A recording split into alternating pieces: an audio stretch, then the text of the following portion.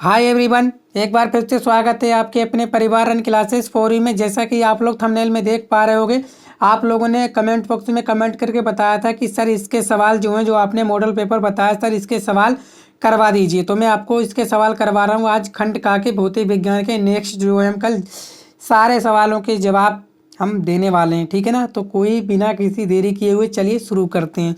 तो सबसे पहला सवाल बोला गया कि सर्वाधिक गुरुत्वाकर्षण जी का नियतांक होता है। तो हमने आपको बताया था, क्या बताया था, न्यूटन मीटर स्क्वायर प्रति केजी स्क्वायर होता है। यदि दो राशियों के बीच ग्राफ एक सरल रेखा में हो तो दोनों राशियां क्या होती हैं, समानुपाती होती हैं। तो ऑप्शन नंबर सी, इसमें ऑप्शन नंबर डी। आगे, ध्वनि की चाल अधिकतम होती है। ध्वनि की चाल अधिकतम किसमें होती है, तो हमने बताया था आपको ठोस में जो है अधिकतम होती है। इसका हमने जवाब आपसे कमेंट बॉक्स में मांगा था, तो बहुत सारे बच्चों ने सही आंसर दिया था। जब कोई पिंड मुक्त रूप से पृथ्वी की ओर गिरता है तो इसकी कुल ऊर्जा बढ़ती है, घटती है, अचर रहती है, या पहले बढ़ती है और फिर घटती है। तो क्या होता है, अचर रहती है। मतलब ना बढ़ती है ना घटती है, ये सब क्या रहती है, एक समान रहती है, अचर रहती है, बिल्कुल बदलती नहीं है। ठीक है, आगे बोला गया सर ये 2 नंबर क्वेश्चन का, जब वस्तु एक समान गति में होती है तब इसका मार्ग कैसा दिखाई पड़ता है। तो मैंने आप लोगों को बताया था, इसका मार्ग जो दिखाई पड़ता है वो होता है आपका सरल रेखीय में। कैसा होता है आपका, सरल रेखीय मार्ग होता है। याद रखोगे कैसा होता है, सरल रेखीय। तो आपको अगर आंसर चाहिए तो देख लीजिए। ठीक है, उत्तर नंबर का, जब वस्तु एक समान गति में होती है तो उसका मार्ग जो है कैसा होता है, सरल रेखा में दिखाई पड़ता है। तो नोट डाउन आप लोग कर लीजिएगा। नेक्स्ट बोला गया है कि जब कोई गतिशील बस अचानक रुकती है तो आप आगे की ओर झुक जाते हैं, और जब ब्रह्मावस्था से गतिशील होती है तो पीछे की ओर जाते हैं, क्यों। इसका भी मैं आपको उत्तर बताने वाला हूँ, बिल्कुल सिंपल आसान से भाषा में। ठीक है, आपने सुना होगा कि जब आप गाड़ी पे बैठे होते हैं और गाड़ी चलती होती है तो हमारा जो शरीर का वेग होता है, ठीक है ना, गति होती है, वो भी किसकी दिशा में होती है, ट्रेन की ही दिशा में होती है, गाड़ी की दिशा में होती है, या बस की दिशा में होती है कि नहीं, बोलोगे जी सर। और जब गाड़ी रुकती है तो हमारे पैर जो है गाड़ी के संपर्क में होने के कारण क्या होता है, जब गाड़ी रुकी तो हमारे पैर भी क्या होते हैं, तुरंत ही जाम हो जाते हैं, और जो आगे वाला हिस्सा होता है वो तुरंत ही क्या होता है, जाम नहीं हो पाता है। इसके कारण जो है हमारा शरीर का आगे वाला भाग जो है क्या होता है, झुक जाता है। ठीक है ना। सर हम लिखेंगे कैसे, ऐसे तो आप बता देते हो कि लिखेंगे कैसे, चलिए लिख के बताते हैं। तो आप ऐसे लिखोगे, ठीक है ना, देखोगे क्या, जब गाड़ी चलती रहती है तो उसका शरीर गाड़ी के साथ उसी वेग से गति करता है। जब गाड़ी अचानक रुकती है तो हमारे पैर गाड़ी में संपर्क में होने के कारण तुरंत विराम में आ जाते हैं, परंतु गति जड़त्व के कारण हमारे शरीर का ऊपरी भाग आगे की ओर गति करता रहता है और हम आगे की ओर झुक जाते हैं। यही हमने आपको बताया था अभी। बोलोगे जी सर, बिल्कुल सही कहा था। आगे, इसी प्रकार जब रुकी हुई गाड़ी अचानक चलती है, जब रुकी हुई गाड़ी क्या होती है, अचानक चलती है तो हमारे पैर तो तुरंत, ठीक है, हमारे पैर तो क्या होते हैं, तुरंत क्या होते हैं, तुरंत गति की अवस्था में आ जाते हैं, लेकिन हमारे शरीर का ऊपरी भाग विराम जड़त्व के कारण विराम में बना रहता है, यानी कि उसी में बना रहता है जिसमें थे हम, अतः हम पीछे की ओर झुक जाते हैं। ठीक है, तो आप समझ पाए होंगे। अगर आपको इसका PDF चाहिए तो मेरा व्हाट्सअप लिंक पास, काफ़ी सारे बच्चे हमसे जुड़े हुए हैं, तो आप भी जुड़ जाइए, देर मत कीजिएगा। क्या है हमारा, 8709878089। कमेंट बॉक्स में कमेंट कर दीजिए और बदल दीजिए कि सर हमें भी व्हाट्सअप नंबर पे जोड़ लीजिए, तो हम आपको भी जोड़ लीजिएंगे। ठीक है, मैं पूरी आपकी फुल तैयारी कराऊंगा। ठीक है, 90% की मैं गारंटी लेता हूँ, आपके 100% आने वाले हैं अगर आप कंटिन्यू मेरे वीडियोज़ को देखते रहोगे, बात करते रहोगे। ठीक है, आगे नेक्स्ट सवाल देखेंगे हम लोग। ठीक है, चलिए बोला गया है कि जी को सार्वत्रिक नियतांक क्यों कहते हैं। तो जी को जो है सार्वत्रिक नियतांक क्यों कहते हैं, तो हमने आपको एक बार बताया था कि जी को जो है सार्वत्रिक नियतांक इसीलिए कहते हैं क्योंकि जी का मान जो है पूरे ब्रह्मांड में, पूरे विश्व में क्या होता है, एक समान रहता है। ठीक है सर, ब्रह्मांड का मतलब क्या होता है, ब्रह्मांड का मतलब होता है कणों की प्रकृति हो, माध्यम हो, समय हो, ताप हो। ठीक है, आप जहाँ पर भी वहाँ पर भी आपका जी का मान जो है समान रहता है, चाहे आप पानी के अंदर हो चाहे पानी के बाहर हो, तो जी का मान जो है हमेशा क्या रहता है, समान रहता है। ठीक है, लिखोगे कैसे, तो देख लीजिए। क्योंकि जी का मान कणों की प्रकृति, माध्यम, समय, ताप तथा स्थान आदि पर निर्भर नहीं करता है, इसीलिए इसे सार्वत्रिक गुरुत्वाकर्षण नियतांक कहते हैं। क्या कहते हैं, कैपिटल जी कहते हैं। इसका अगर मात्रक पूछ ले तो हमने अभी बताया था क्या होता है, न्यूटन मीटर, ठीक है ना, न्यूटन मीटर स्क्वायर प्रति केजी स्क्वायर, ये हमने बताया था। इसका सर फार्मूला क्या होता है? इसका फार्मूला होता है एफ बराबर G m1m2/r²। लेकिन जी का मान निकालना है, जी बराबर क्या हो जाएगा? F r²/m1m2। एम का मतलब क्या होता है? द्रव्यमान। द्रव्यमान का मतलब क्या होता है? केजी। बल का मतलब क्या होता है? एफ क्या है? बल का मतलब क्या होता है? न्यूटन। आर क्या है? दूरी। दूरी का मतलब क्या होता है? मीटर स्क्वायर हो जाएगा। ठीक है, समझ में आ गया? बोलोगे जी। आगे नेक्स्ट, ठीक है ना, चलिए आगे बोला गया है कि यदि किसी कार का द्रव्यमान 1500 किलोग्राम है तो उसके वेग को 30 किलोमीटर प्रति घंटा से 60 किलोमीटर प्रति घंटा तक बढ़ाने में कितना कार्य करना पड़ेगा। ठीक है, इसका हम लोग आपको न्यूमेरिकल करके दिखाएंगे।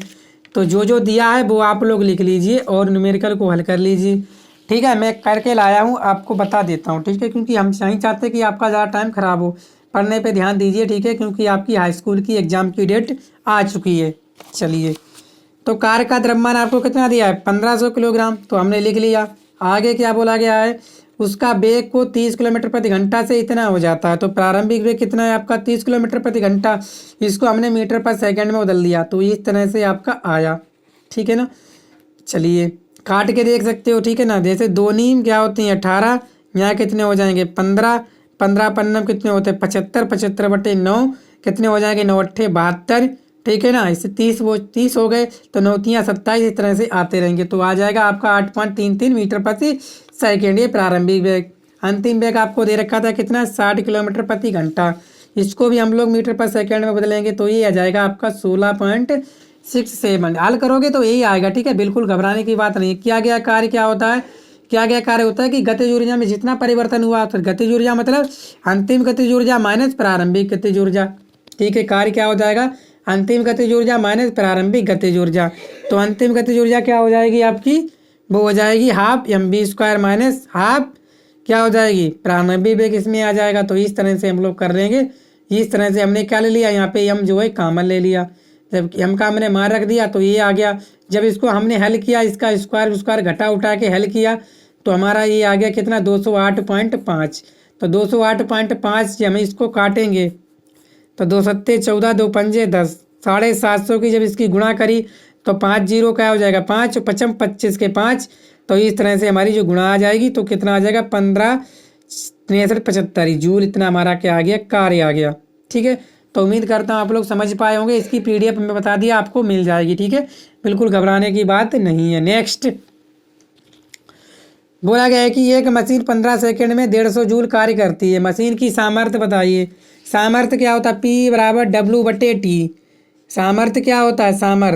सामर्थ्य P बराबर क्या होता है? W/T। W कितना है आपका? 150, और समय कितना है आपका? 15। तो कितना आ जाएगा आपका? 10 वाट। सामर्थ्य कितनी आ जाएगी आपकी? 10 वाट। आसानी से कर लिया, 4 नंबर का पूछा जाता है। ठीक है, आगे बोला गया है कि कार्य की परिभाषा दीजिए एवं इसकी माप के लिए सूत्र स्थापित कीजिए। ये कार्य कितने प्रकार का होता है, ये आपको भी बताना है। ठीक है ना, ये आपको बताना है। तो आप सभी जानते हो कार्य बराबर क्या होता है? कार्य बराबर क्या होता है? एफ। कार्य बराबर एफ गुणा डी कोस थीटा, ये होता है। इसका हमें सूत्र का निगमन करना है। ठीक है, तो मैं इसमें आपको स्थापित करके नहीं बताऊंगा। और कार्य कितने प्रकार का होता है? कार्य आपका कितने प्रकार का होता है? 2 प्रकार का होता है। कौन सा?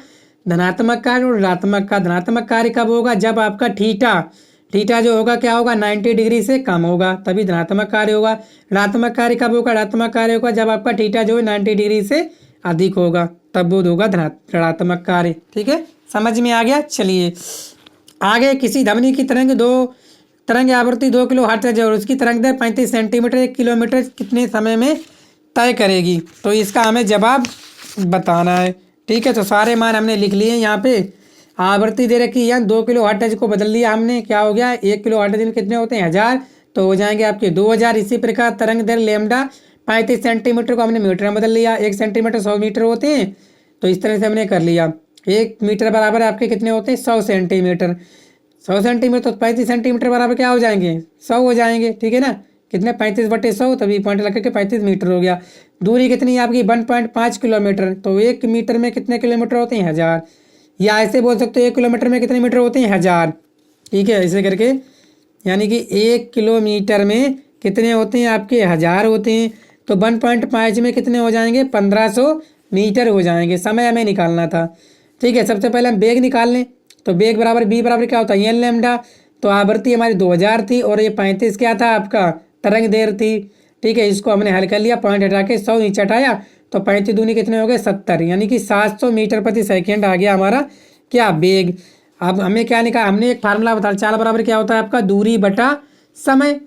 तो समय बराबर क्या हो जाएगा दूरी बटा बेग या चाल। बेग बोल दो या चाल बोल दो, कोई दिक्कत थोड़ी नहीं। दूरी कितनी है 1500 और बेग कितना आया था हमारा 700। तो हमने हल किया तो ये हमारा आ गया कितना 2 जीरो से 2 जीरो कट गए।